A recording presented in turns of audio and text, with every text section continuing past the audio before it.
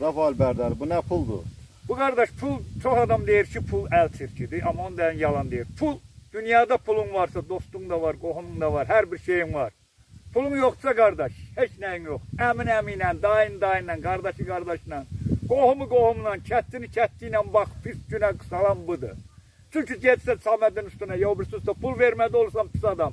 Pul verdi olursan yaxşı adam. Pulun varsa gaga, hayatın da var, mehlen de var, ineğin de var, camşın da var, koyunun da var. Karalı yokun da var, kamazın da var, köy çayda bir restoranın da var. Ama pulun yoksa 10 binlik şalbanı senden yaksın, gene 5 de tok verir. Allah hiç kimi pulsuz eylemesin, valla. Allah hamını pullu eylesin. Çünkü pul hayattı kardeş. Valla ben de düzdü, bu elimde 400 manat pul var. Özüm ölümü pulu elə baxıram ki, çünkü bəlkə də bu mənim əlimə birinci və axırıncı səfər deyil. Daha bir də dəyməyəcək. Oldu, sağ olun.